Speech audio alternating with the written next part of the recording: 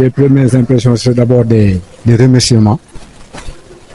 par rapport à ceux qui ont voulu bien nous faire cette séance d'aujourd'hui. En l'occurrence, le docteur vétérinaire Pape Ahmadou Sylla, accompagné en cela par Sénévet et la Provet. Donc nous qui sommes novices dans les activités avicoles, ça a été vraiment une aubaine pour nous de pouvoir assister à ce séminaire qui nous a permis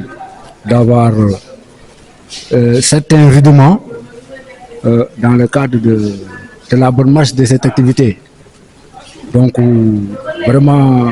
on a beaucoup appris parce qu'on s'est lancé dans ces activités-là sans aucun savoir-faire. Et comme je dis, ça a été vraiment une aubaine d'être là avec vraiment cette équipe expérimentée, d'experts qui nous ont permis vraiment d'avoir beaucoup d'informations. Parce que rien ne se fait au hasard, hein. Tout se fait par rapport à des connaissances bien déterminées et bien maîtrisées pour pouvoir peut-être mener à bien certaines activités. Et on sait qu'il y a un engouement par rapport à l'élevage de la volaille. Bon, certains le font par amour, d'autres le font c'est à la recherche de revenus financiers. Donc les uns et les autres peut-être ont trouvé une occasion aujourd'hui d'améliorer leur expérience à la matière et qui certainement va contribuer à améliorer la rentabilité par rapport à cette activité-là. Bon, je crois que chacun va se débrouiller comme il peut. Déjà, c'est comme je dis, hein, des actions comme ce genre, vraiment on est preneur. Ça nous permet vraiment d'avoir une maîtrise sur les activités que nous sommes en train de mener. Et ce faisant, donc ces actions de bienfaisance. Et puis, pour dire aussi que ça a été entièrement gratuit. On nous a gavé, on nous a donné de la bonne information. Je dis qu'on ne peut pas trouver mieux. On ne peut pas mieux. Si ces genres d'actions se multiplient et se renouvellent fréquemment, moi je dirais que d'ici peu de temps, on a peut-être assez de bagages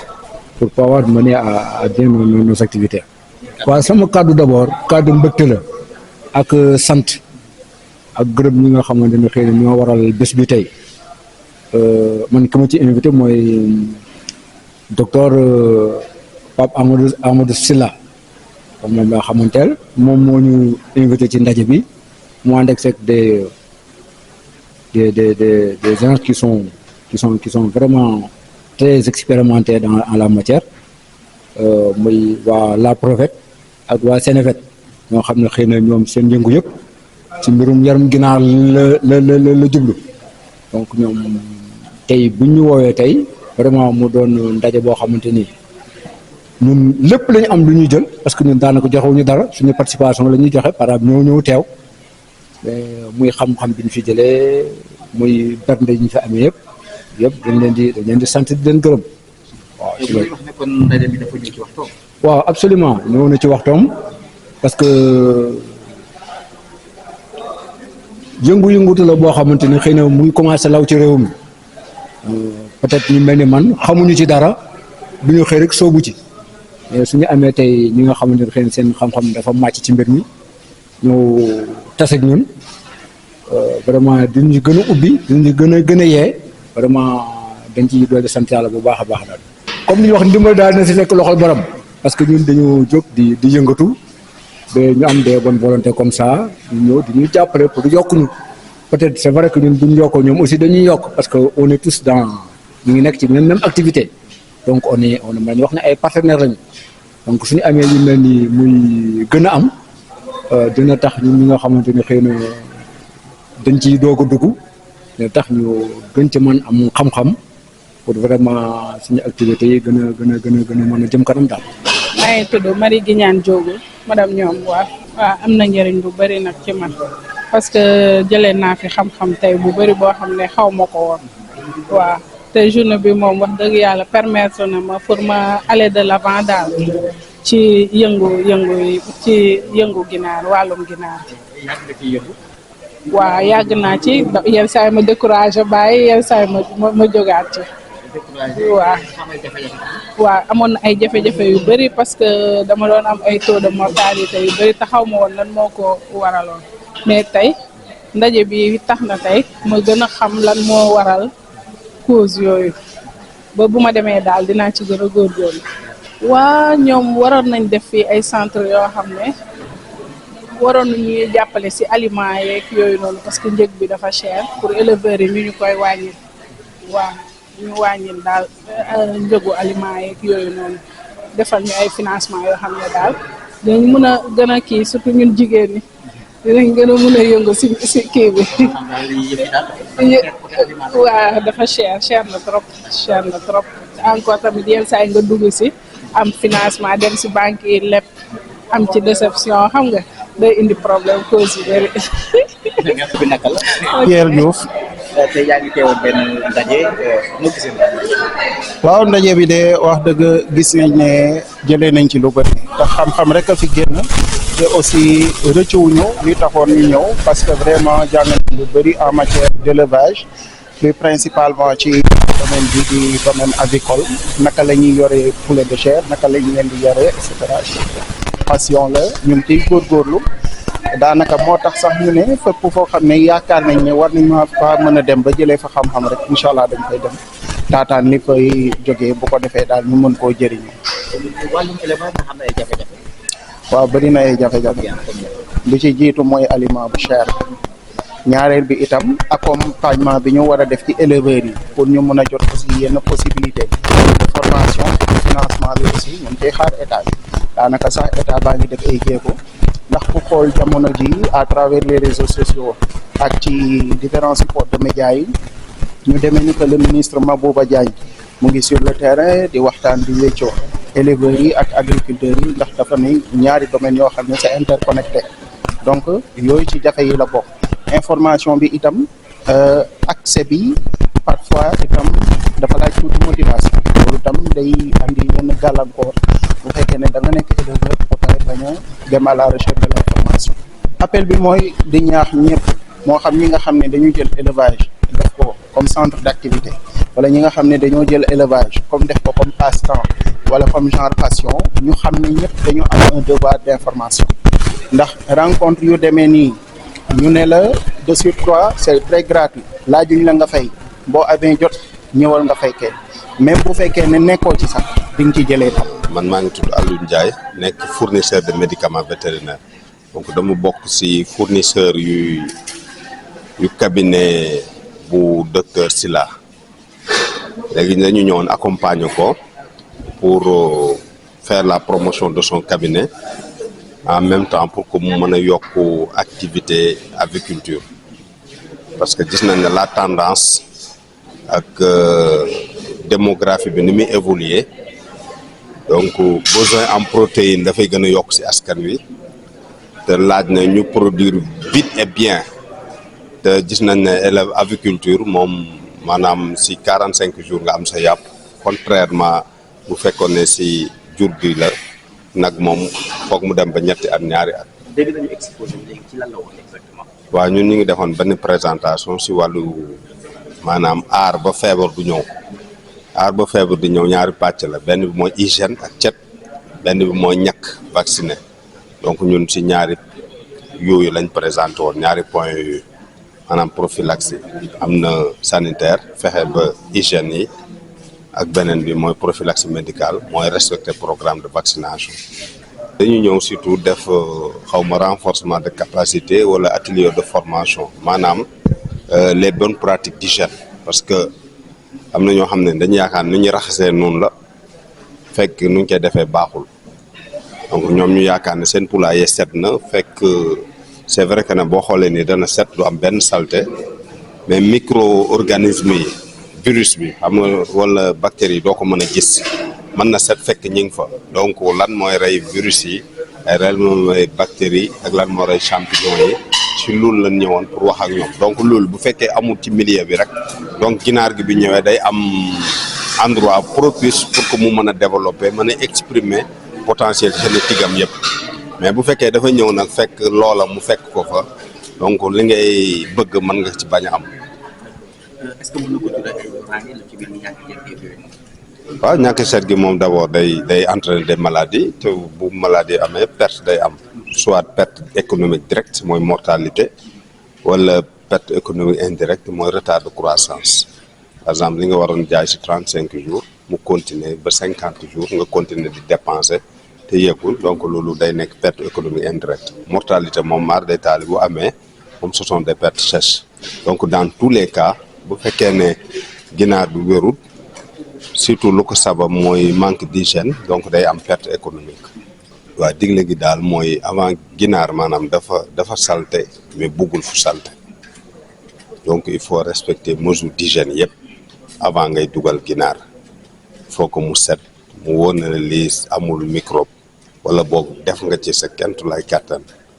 après door a dugal cuuj pour que mu mën a exprimer potentiel am yëpp si espace bi 35-40 jours nga mën ci am poids bi nga bëgg réduire les mortalités mën a jaay mën ci am bénéfice mën a continuer activité bi bu continuer activité bi tamit vétérinaire bi gis si boppam vétérinaire bi si gisee boppam ñun tamit grossesse bi ñu gis suñu bopp looloo tax ñu financer prise en charge bu total location salle bi pause café bi déjeuner bi pour permettre benn cadre boo xam ne tout le monde est à l'aise ñu mën a waxtaan bu baax foofu ku nekk gis si boppam. waaw si vétérinaire bi lu muy conseiller mooy toujours proximité dafa baax si conseil surtout un technicien parce que bu fekkee vétérinaire da lay diagnostiquer à distance donc l'œil du technicien est toujours différent de l'œil du profane loo tax ñu leen di xamal ne docteur Sylla mi ngi fi il est docteur vétérinaire comme docteur vétérinaire yu nekk Dakar comme yu nekk Kaolack comme yu nekk Mbour. même médicament bi la ñuy am c'est le même fabricant c'est le même distributeur donc jëndee garab Mbour jëndee ko Kër Massar wala jëndee ko fu couvoir yi mënta ne mën nga ko jëndee Fatick sans risque de rupture de chaîne de froid parce que am na vaccin yoo xamante ni dafa war a nekk ci glace bu fekkee dama ko jëndee Dakar te dugaloo ko fañ ko war a dugal glace gi mën na seey vaccin bi yàqu nga ñëw yaakaar nga ne vaccin fekk vaccin bu baaxul.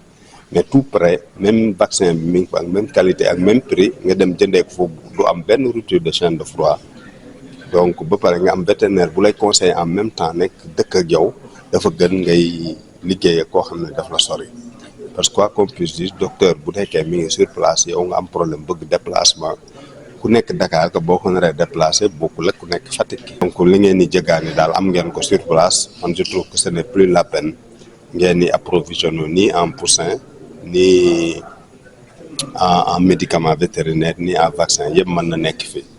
Fatick am na ay cabinet vétérinaire yu fi nekk donc mën ngeen a liggéey ak ñoom. Jean-Marie Djibane Sarr éleveur à Diokoul Mbane fa la yar ginaar que am ci gën a maa ngi gën a yëngatu nag ci élevage pondeuse yi quoi pondeuse waaw. yaa ngi teewoon ndaje bi nii. waaw. impression yëg-yëg bi lan la. bon impression vraiment kontaan naa mais kontaan naa aussi di remercier vraiment ku ko organiser mooy docteur Sylla parce que vraiment bon accompagnant ak docteur Diouf docteur Ndiaye ak ki ma invité mooy kii Astou Dione bon doomu koor gi la bon ñoo ma dugal sa élevage vraiment bon maa ngi di remercier docteur Sylla moom vraiment li mu def tey baax na lool parce que baax na ci ñun éleveurs bon su mu noonu am loolu chaque fois à chaque tous les 6 mois pour ñu xam jafe-jafe ginaar jafe-jafe ñu ci encore ak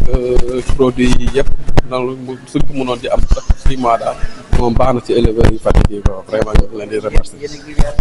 dafa dem ay jafe-jafe. waaw lan ngeen gën a bëgg dimbale rek bon si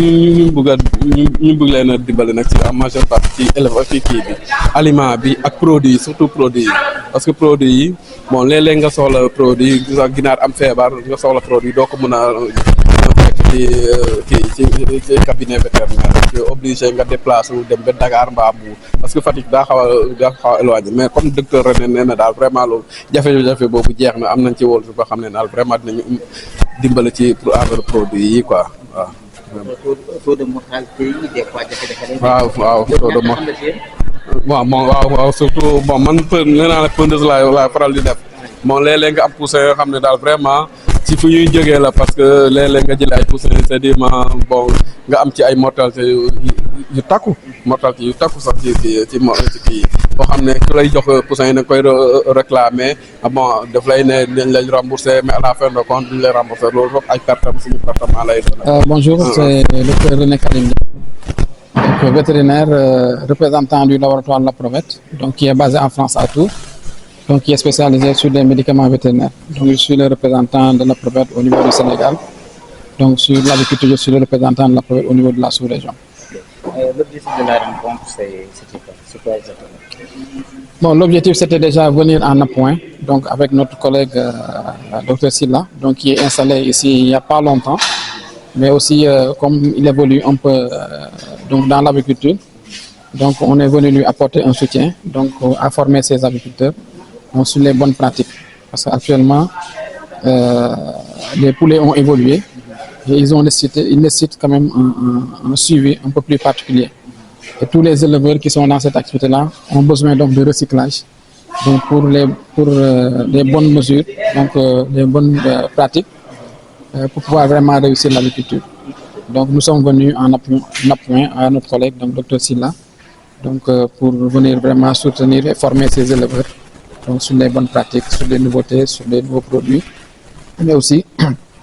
leur apporter aussi notre soutien donc pour son démarrage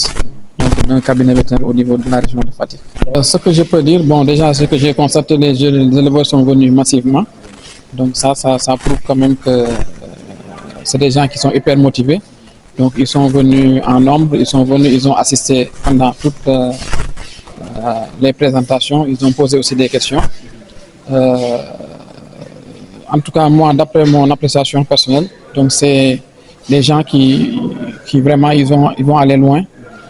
Et ça, je pense que ça va être une des solutions pour apporter donc des sources de nourriture rapidement disponibles, surtout la production de volailles.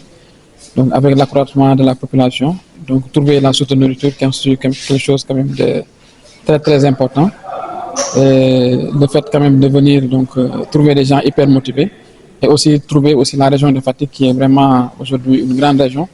donc qui est en train de se développer. Donc vraiment nous a motivés donc à former et à échanger avec les éleveurs donc sur ces bonnes pratiques-là. Est-ce qu'il y a des attentes? Oui, les attentes c'est aujourd'hui parce que souvent, comme malheureusement à Fatick c'est une grande ville, donc il n'y avait pas beaucoup de vétérinaires qui étaient installés. Donc aujourd'hui on a un deuxième vétérinaire qui est installé, donc le service d'appui technique donc plus proche des éleveurs c'est élargi. Donc nos attentes c'est qu'aujourd'hui que ces éleveurs-là puissent profiter pleinement de ce service technique disponible donc pour pouvoir s'améliorer vraiment et réussir leur élevage. Voilà. Il y en a des éleveurs donc, qui réclament le taux de mortalité à chaque fois, à chaque année. Est-ce qu'il y a des mots de conseil? Oui, bon, en fait, c'est les mortalités. Bon, il y a toute production, donc il y a des taux de mortalité qui sont souvent normaux. Ça, c'est dû au fait que l'aviculture elle est pratiquée dans des conditions où c'est l'éleveur même qui remplace la poule. Donc il doit assurer les conditions d'ambiance pour que le poussin puisse être dans un environnement pour pouvoir grandir normalement. Maintenant au départ sur les problèmes d'adaptation il peut y arriver un peu de mortalité, mais aujourd'hui ces formations tout le temps ces recyclages s'appuie beaucoup. En tout cas, nous, ce qu'on attend, c'est beaucoup plus la mise en place des bonnes pratiques pour que les éleveurs, à leur niveau, donc, puissent mettre en pratique les mesures de biosécurité, donc les mesures pour éviter que les agents pathogènes ne puissent rentrer, circuler avant, pendant et après qu'ils élèvent. Donc, sur la gestion des litières, la gestion des cadavres. Donc tout ça, c'est des choses que l'éleveur doit apprendre à gérer parce que si c'est mal fait, donc ça contribue à résider, c'est-à-dire à faire que les germes soient résidents dans l'environnement et produire un poulailler qui sera peut-être, où il sera très difficile de produire des poulets. Parce que la maladie se sera installée Et quand la maladie s'installe, c'est très difficile après de faire la production. Donc nous, ce qu'on veut, c'est qu'on les prépare sur comment faire pour que les germes ne s'installent pas. Donc c'est pourquoi on a vu au niveau de la journée à faire une sensibilisation sur les mesures de nettoyage et désinfection, donc sur la biosécurité, sur les techniques de vaccination, donc qui constituent donc, ce qu'on appelle la prophylaxie. Et par la suite, on les a sensibilisés aussi sur quelque chose, c'est-à-dire un facteur climatique qui est quasi permanent, donc qui est le stress thermique, donc la chaleur, qui est un facteur vraiment chronique qui limite un peu notre élevage, mais il faut faire avec. Et après, enfin, on a un peu parlé donc sur la conduite d'élevage, c'est-à-dire quand un poussin arrive, avant que le poussin arrive, qu'est-ce qu'il faut faire? Et quand le poussin arrive, qu'est-ce qu'il faut faire jusqu'à ce que le poussin devienne adulte? Donc sur la bonne procédure, tout en collaborant, en créant une collaboration entre le vétérinaire, l'éleveur et nous-mêmes, donc pour que chaque acteur puisse jouer pleinement son rôle donc pour le développement de la filière. Et pour les aliments sont très chers. Non, l'aliment est, en fait, oui, l'aliment est cher parce que au fait au Sénégal aussi, bon, la majeure partie des composants de l'aliment, donc c'est des choses qui sont importées. Mais pourquoi j'ai insisté sur l'aliment? Parce que l'aliment est l'un des intrants donc les plus chers dans la production. Ça, sur le coût de production, l'aliment constitue l'élément qui est le plus cher. Donc c'est pourquoi il faut gérer les poules de manière que l'aliment soit utilisé de manière optimum. Donc que ça ne soit pas utilisé pour combattre une maladie ou bien mais que ça soit utilisé pour grandir, donc faire des muscles ou bien faire la production. Voilà. La finalité de la finalité, c'est déjà créer un cadre de collaboration avec les agriculteurs et les vétérinaires qui est là sur place, qui est aujourd'hui à leur disponibilité, et aujourd'hui les accompagner pour que eux tous, ils démarrent aujourd'hui avec des petits effectifs, mais d'ici 2-3 ans, que ce soit des très très grands agriculteurs, de sorte que la région de Fatick n'aura plus besoin à acheter des poulets ou bien des œufs d'ailleurs, et pourra même aujourd'hui donc vendre des œufs ou bien les poulets donc dans les zones environnantes. maa ngi tudd René Karim Ndiaye donc nekk vétérinaire buy liggéey laboratoire bu ñuy wax Laprovet. Donc Laprovet nag laboratoire boo xam ne mi ngi fële ci France donc di yëngatu ci garabu jur. ndaje tey bi tey solo bi lan la. waaw ndaje bi tey solo bi mooy tey ñëw si suñu mbokk vétérinaire bi nga xam ne mooy docteur Sylla bi nga xam ne bi mu installé fii yàggul donc ñëw ak aviculteur maanaam client gi yarkatu ganaar mi donc amal ñoom waxtaan ci nan la ñu mën a yaree ganaar yi ak ni mu waree donc pour ñoom ñu mën a profiter au maximum ci ganaar yi donc loolu moo doonoon tey teewaay bi fii ci Fatick. ci loolu tax am ay kàddu ñaax yi ngay ñaax suñu mbokk yi. waaw li ma leen di ñaax rek mooy tey yarum ginaar gi nekk na loo xam ne ni métier la donc nekk na métier boo xam ne aussi ku nekk mën na cee gis boppam donc li ñu def rek mooy ñoom ñu gën a ñoŋal yar bi mais aussi gën a lëkkaloo service technique bi nga xam ne ni tey parce que bu njëkkoon amuloon vétérinaire yu benn vétérinaire moo fi nekkoon mais léegi tey am na yeneen vétérinaire donc yu ñu installé Fatick pour que éleveur Fatick yi donc éleveurs yi lu ñu leen di ñaax rek mooy ñoom ñu gën a lëkkaloo vétérinaire bi donc pour que ñoom ñëpp ensemble donc ñu arriver à relever un défi vraiment d'autosuffisance ici ci wàllum ganaar ak wàllum nen ci région de Fatick pour que Fatick même di mën a ravitailler yeneen gox yi donc ci ginaar ak ci nen. wax nañ ci wàllum aliment bi dafa cher ak wàllum traitement ginaar yi. waaw ci aliment bi lu may wax ci aliment bi cher na parce que liñ koy defaree daanaka lu bëre dañ koy jéggaani mais foofu doon lu ma doon insister rek du ci cheraayu aliment bi parce que cheraayu aliment bi effectivement am na loo xam ne ni dafa indépendant ci maanaam dépendre ci ñun mais foofu lu ma doon insister rek mooy éleveur bi maanaam mu jël ay matukaay bu baax pour que aliment bi nga xam ne moom lay joxe ginaar gi pour ginaar gi mën ko jëfandikoo ko pour màgg wala pour defar nen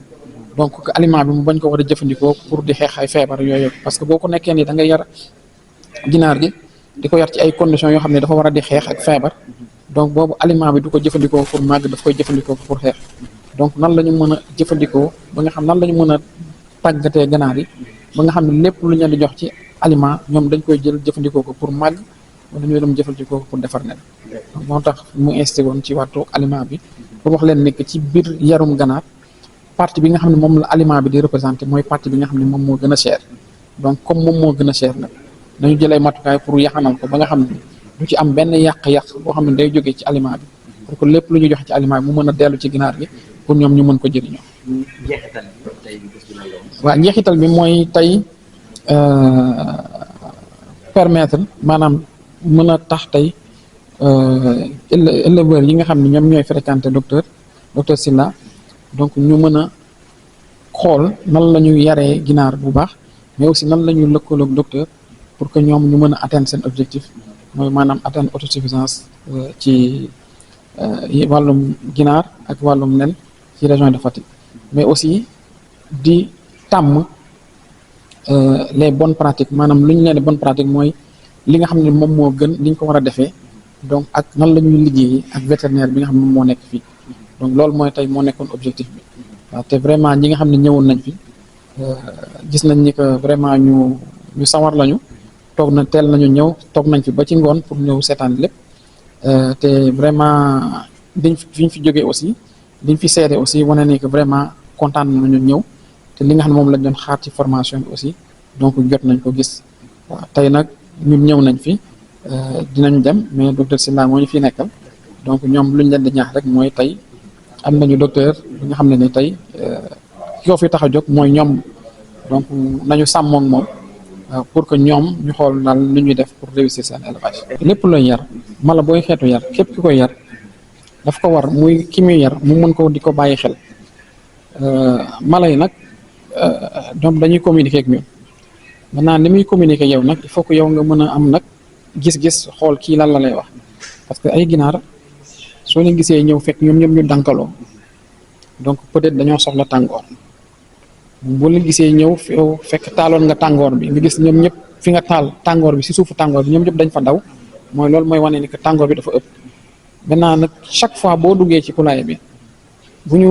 lépp lu ñu soxla lépp lu ñu xam ne bëgg nañ ko soo amee seetlu rek dinañ la ko wax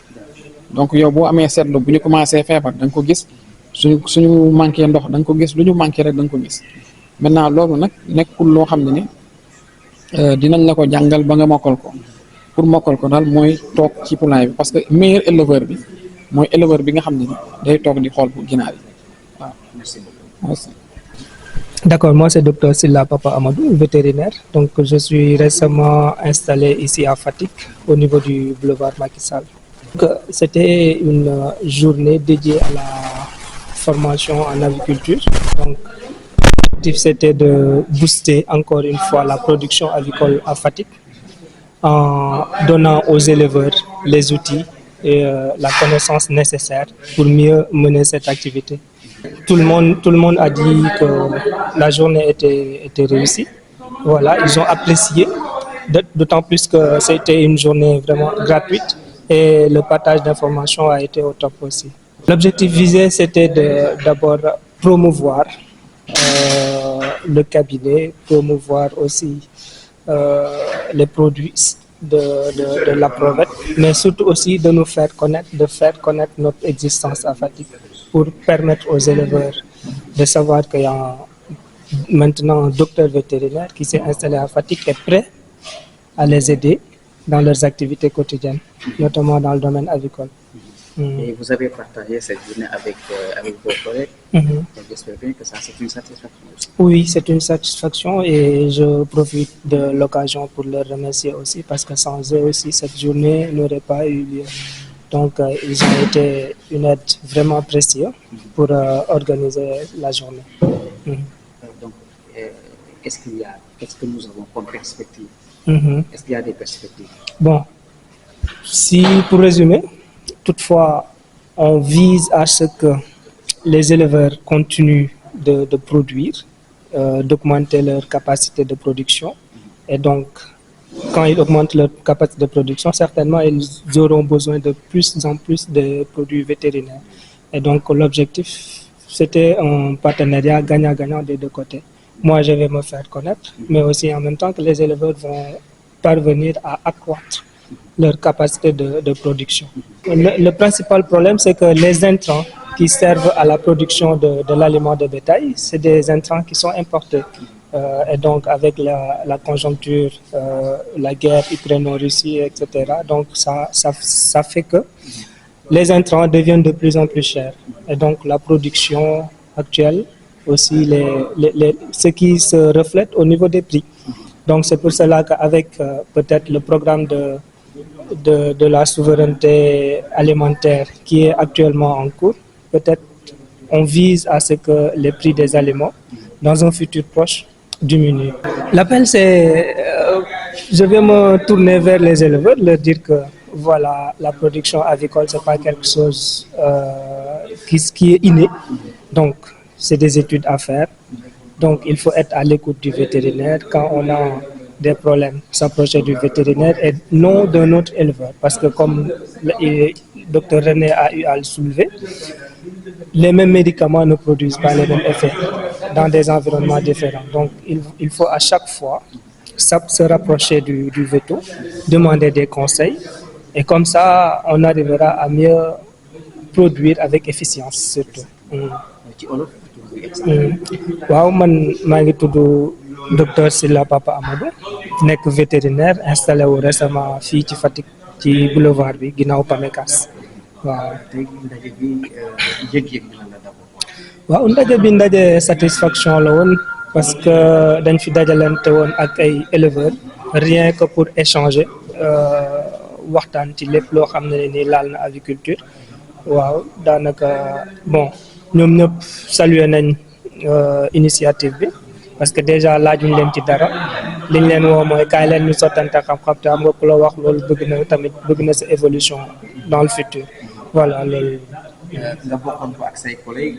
la Provet également. ñàkkul ay kàddu waaw di leen remercier bu baax a baax parce que tam sans ñoom dinaa doon ne journée bi du yomb. waaw vraiment ils ont été nekkoon nañ ci ab ndimbal boo xam ne daal ci organisation journée bi mënul woon ñàkk vraiment di leen di remercier aussi di ñaan tamit genre journée yi nii bañ a nekk loo xam ne daf fi yem parce que éleveur muy de volaille muy de mouton muy de bovin ci biir Fatick yaakaar naa yitte woon nañ genre présentation yu mel nii. waaw xanaa di ñaax éleveurs yi rek. ñu daal di moytu lépp loo xam ne nii mooy automédication niñ koy xeexee ci médecine humaine noonu lañ ko war a mën a xeexee ci vétérinaire di leen wax ne tamit aviculture nekkul loo xam ne nii dañ koy judduwaale loo xam ne nii la ça demande des techniques donc loo xam ne dañ koy jàng la ñuy jege daal di gën a jox nopp vétérinaire yi techniciens yi nga xam ne nii ñoom xam nañ mbir mi lan la doon buñ amee jafe-jafe ñu jege leen bu ko defee conseil yi gën a mën a fluide su ko defee tamit ku ci nekk gis sa bopp surtout ñoom nga xam ne bu perte amee wax dëgg fa yàlla ñoom ñoo koy gën a. tey ñu ngi fii lan la ñu seetu ëllëg. waaw ëllëg xanaa di am njort rek ne liñ fi waxtaanee yëpp éleveurs yi dinañ ko jëfee buñ demee. di am njort tamit que ne genre rendez-vous yi nii bañ a nekk loo xam ne ni dina fi gëj waaw parce que comme ni ma ko waxee sànq rek le plus souvent ñuy toog di sottantey xalaat plus souvent ñuy actualiser suñuy connaissance donc plus souvent production bi di gën a efficient voilà en tout cas merci beaucoup merci à vous aussi c'est gentil.